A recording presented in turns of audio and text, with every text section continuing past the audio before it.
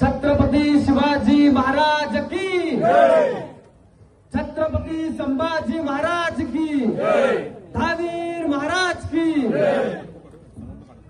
महाराष्ट्राचे आराध्य दैवत छत्रपती शिवाजी महाराज, त्याच पद्धतीने घटनेचे शिल्पकार डॉक्टर बाबासाहेब आंबेडकर, खऱ्या अर्थाने युवकांचे प्रेरणास्थान स्वामी विवेकानंद,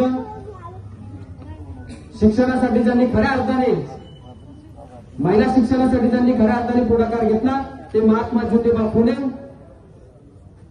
लोकमान्य टिळक, त्याच पद्धतीने आपल्या रोहाचे खऱ्या अर्थाने वैभव म्हणता येईल ते पांडुरंग शास्त्री आठवले, त्याच पद्धतीने स्वतंत्र भारताचे पहिले अर्थमंत्री, आपल्या रोहाचे दुसरे वैभव डॉक्टर चिंतामणराव देशमुख, या सर्वांना अभिवादन करून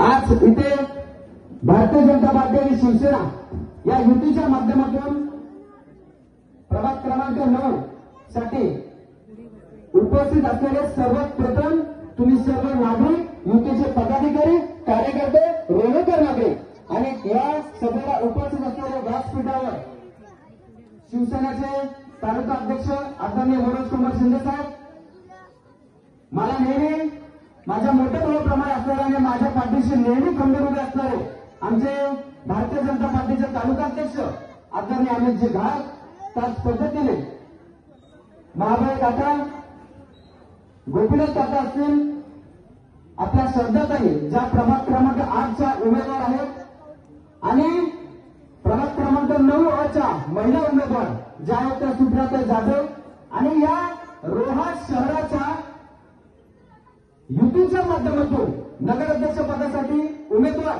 म्हणून ज्या येऊन इथे पुढे टाकलेल्या आहेत त्या आणि याच प्रभागाच्या माध्यमातून गेले अनेक वर्ष, मला असं वाटतं 10 ते 15 वर्षापेक्षा जास्त वेळ ज्यांना तुम्ही संधी दिली, या प्रभागाने संधी दिली आणि आता नगराध्यक्ष म्हणून त्या रोहेकरांसमोर येत आहेत त्या आपल्या आदरणीय शिल्पाताई धोत्रे, त्याच पद्धतीने अशोक शेठ धोत्रे, या सर्वांचं इथे मी मनापासून स्वागत करतो आणि या सर्वांचं अभिवादन, सर्वांचं मान्यपासून धन्यवाद मानतो की त्यांनी चांगल्या पद्धतीने रोहेकरांसाठी एक चांगलं नवीन विजन घेऊन ही युती ही रोहेकरांसाठी इथे केलेली आहे आणि अनेक विजन असणाऱ्या गोष्टी ते आपल्यासमोर मांडणार आहेत.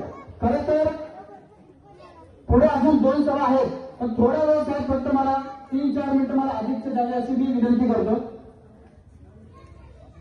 खऱ्या अर्थाने जर आपण बघायला गेलो तर ही या युतीच्या माध्यमातून हेडलाईन नक्कीच आहे, रोहा बदलतोय. होय, नक्की आहे, रोहा बदलतोय, रोहा बदलणार आहे, एक विजन आपण घेतलेलं आहे. प्रभाग 9च्या माध्यमातून मी इथे काही गोष्टी निश्चितप्रमाणे मांडणार आहे. नगराध्यक्ष पदासाठी उभे असलेल्या शिल्पाताई यांना या प्रभागातून ग्राउंड लेवलचा चांगला अभ्यास आहे आणि त्यांच्या मार्गदर्शनाने आमच्यासारख्या युवकांना इथून अधिकचा पाठबळ मिळणार आहे आणि त्यांना अभ्यास असल्यामुळे ग्राउंडचा अभ्यास हा खूप महत्वाचा असतो आणि त्यांनी 15 वर्ष नगरसेवक पद हे भूषवून आता ते नगराध्यक्ष पदाच्या अनुभवाने पुढे जाणार आहे. त्यामुळे रोहेकरांना त्यांची चांगल्या पद्धतीने साथ काय असणार हे इथे आपल्या या आजच्या सभेच्या माध्यमातून मी इथे निश्चितपणे बोलू इच्छितो. खऱ्या अर्थाने जर आपण बघायला गेलो तर प्रभाग 9 मध्ये ज्या पद्धतीने आज मी उमेदवार म्हणून भारतीय जनता पार्टीच्या माध्यमातून जर आज इथे तुमच्यासमोर बोलतोय तर हे फक्त नवखा उमेदवार किंवा नवखा युवक, नवखा माणूस म्हणून निश्चित नाही. गेल्या 4 वर्ष, मी 5ही म्हणत नाही, चला गेल्या 8 वर्षापासून सामाजिक क्षेत्रामध्ये काम करत असताना मागच्या 3 वर्षामधून भारतीय जनता पार्टी ही जगातील सर्वात मोठ्या पार्टीचा आणि ज्या देशाचं नेतृत्व पंतप्रधान नरेंद्रजी मोदी करतात त्या पक्षाचा प्रतिनिधी म्हणून मी या प्रभागामध्ये पूर्णपणे लक्ष केंद्रित करून 4 वर्ष तन मन धन चांगल्या मनाने घराघरात जाऊन काम करण्याचा प्रयत्न करत आहे आणि याच माध्यमातून काम करत असताना निश्चितपणाने फक्त नगरसेवक होणं हे ध्येय निश्चित नाही आणि इथे असलेलं कोणाचंही नाही. नगरसेवक असेल, लोकप्रतिनिधी असेल, ही आपल्या राजकीय जीवनाची एक पहिली पायरी असते की लोकप्रतिनिधी होणं. ही लढाई, ही निवडणूक खऱ्या अर्थाने ही जनता घेतलेली निवडणूक आहे. ही लढाई फक्त आम्ही घेतलेली नाहीये, ही लढाई ही इथे जनतेने हातात घेतलेली निवडणूक आहे. इथे उपस्थित काही नागरिक निश्चित आहेत, मात्र हे माझं भाषण निश्चितपणाने विरोधकही ऐकतील, माझं भाषण रोहेकर ऐकतील, माझं भाषण रोहा तालुक्याच्या बाहेरचे लोक सुद्धा निश्चितप्रमाणे ऐकत असतील आणि ऐकणार आहेत. लक्ष देऊ ही लढाई प्रभागाने मनावर घेतलेली आहे, ही लढाई येथील स्थानिक नागरिकांनी मनावर घेतली आहे. ती यासाठी मनावर घेतलेली आहे कारण अनेक वर्ष आपण अनेकांना निवडून दिलेले आहे, अनेक वर्ष आपण अनेकांना संधी दिलेली आहे. मात्र निश्चितपणाने मला सांगायचं वाटतं की सामान्य घरातील युवकांनी कधी राजकारण करूच नाही का? भारताचे आपल्या घटनेचे शिल्पकार डॉक्टर बाबासाहेब आंबेडकर, आपण संविधान म्हणतो, आपण घटना म्हणतो, त्यांनी सांगितलं की युवकांनी राजकारणात लक्ष जर दिलं नाही तर कोणीतरी येऊन आपल्याला नाचवेल.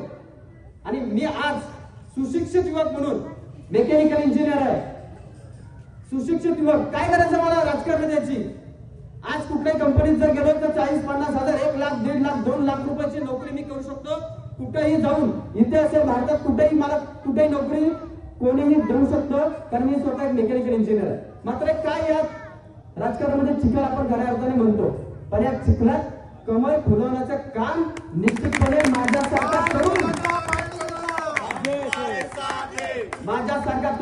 या चिखलामध्ये कमळ फुलवण्याचं काम करणार आहे आणि ती सुरुवात झालेली आहे.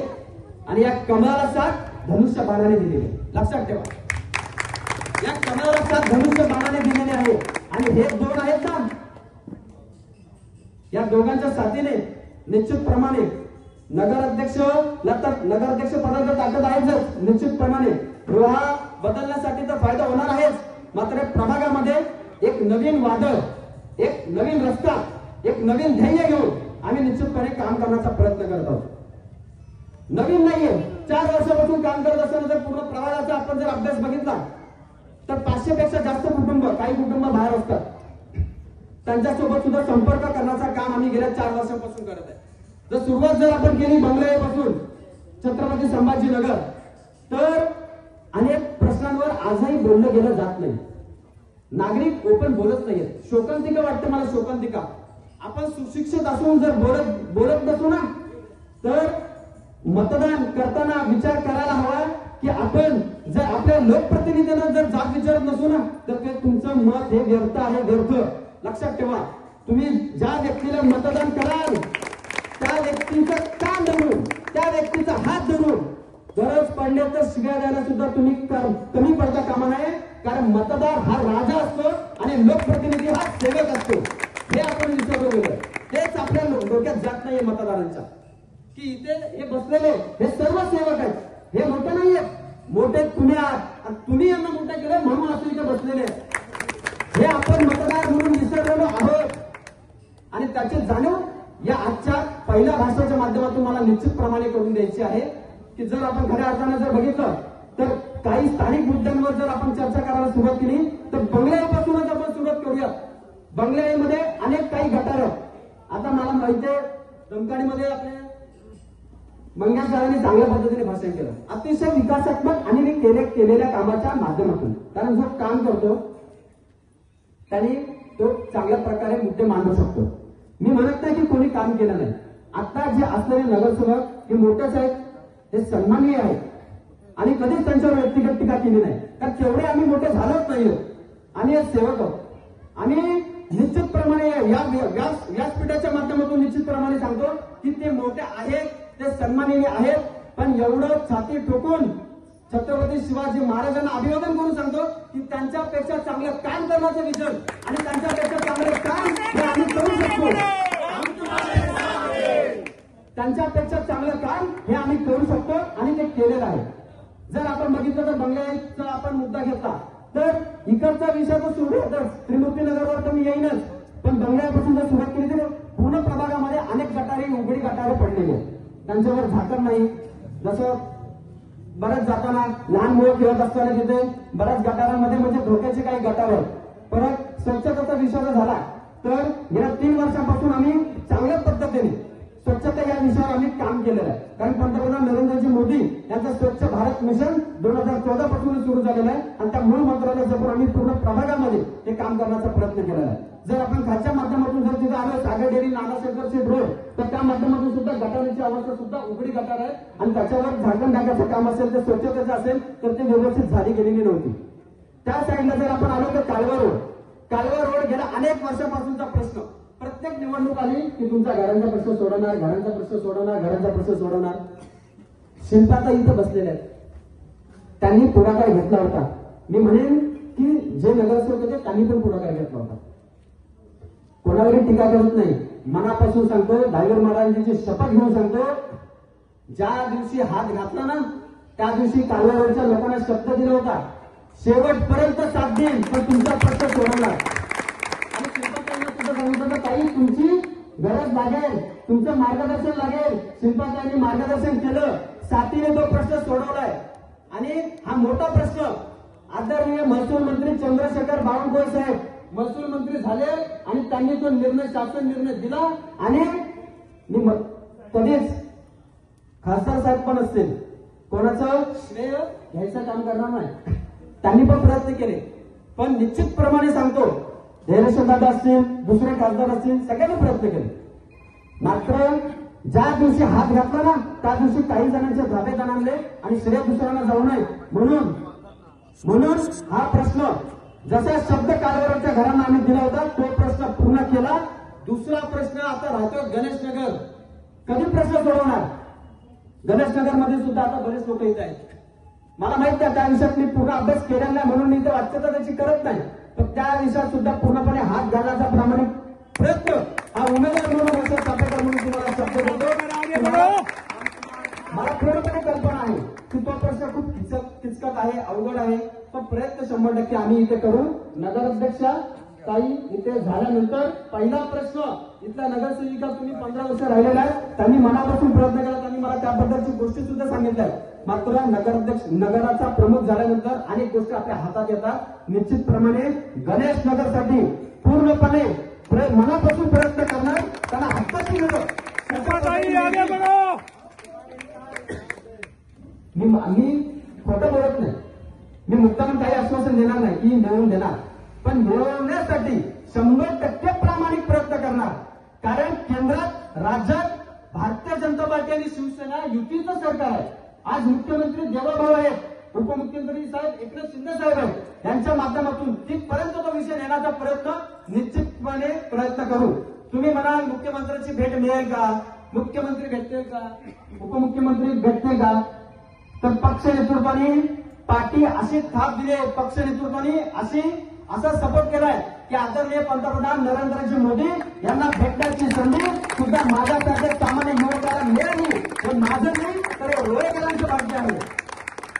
पक्ष नेतृत्वाने ती संधी दिली, आमच्या तालुका अध्यक्षांनी ती संधी माझ्यासारख्या एका युवकाला दिली. हे पक्ष नेतृत्वाचं मी धन्यवाद मानतो.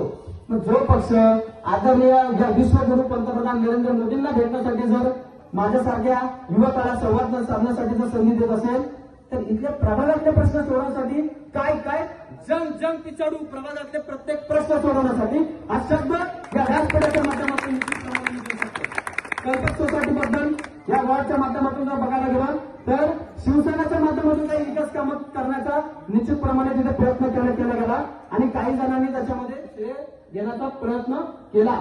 मी निश्चितप्रमाणे सांगतो या प्रभागामध्ये चांगलं काम करण्याच्या भविष्यामध्ये निश्चितप्रमाणे प्रयत्न करू. प्रत्येक घराघरामध्ये आमची स्वतंत्र टीम अनेक शासकीय योजना तुम्हाला मिळवून देण्याचा प्रयत्न केला आहे. इथे त्रिमूर्तीनगरमध्ये मी तुम्हाला सांगतो त्रिमूर्तीनगरमधून सगळ्यात जास्त मताधिक्य घेऊन निवडून येणार. त्रिमूर्तीनगरमधून सगळ्यात जास्त मताधिक्य घेऊन निवडून येणार. कारण प्रत्येक घराघरामध्ये आमची एक योजना, किमान एक योजना आमची पोहोचलेली आहे. मग पंतप्रधान आयुष्यमान भारत असो, प्रधानमंत्री सुरक्षा विमा असो, लाडकी बहीण योजना असो, प्रधानमंत्री जननी सुरक्षा योजना असो, या माध्यमातून अनेक असंख्य योजना, मोफत ऑपरेशन्स आपण या योजनेमध्ये आपण या प्रभागामध्ये केलेले आहे, रोहा तालुक्यामध्ये केलेले आहे. आपण वेगवेगळ्या योजनांच्या माध्यमातून तुम्हाला निश्चितप्रमाणे सांगू शकतो की फक्त इथे व्यासपीठावरून भाषण ठोकणे काम नाही, तर प्रत्येक घराघरामध्ये किमान 10 वेळा, किमान या वर्षभरामध्ये सांगतो किमान 10 वेळा जाण्याचा प्रयत्न केला. त्यांच्याकडून वेगवेगळे प्रश्न जाणून घेतले, वेगवेगळे प्रश्न सोडवण्याचा प्रयत्न केला. रोजगार मेळावा गृहामध्ये भरत नाहीये. आपल्या इथे एमआयडीसी असून इथल्या प्रभागातील अनेक युवकांना रोजगार इथे अजून उपलब्ध झालेला नाहीये.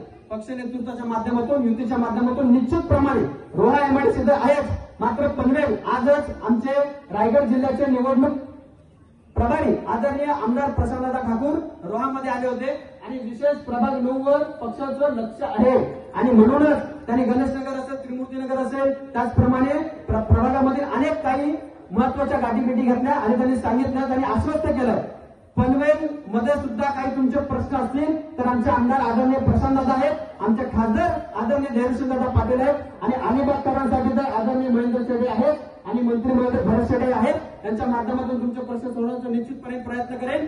आज या व्यासपीठाच्या माध्यमातून केलेल्या कामांचा आढावा आणि तुमच्यासाठी घेऊन आलेले व्हिजन, प्रभाग रोहा शहरातील 1 नंबरचा प्रभाग या 5 वर्षामध्ये करण्याचा शब्द तुम्हाला देतो.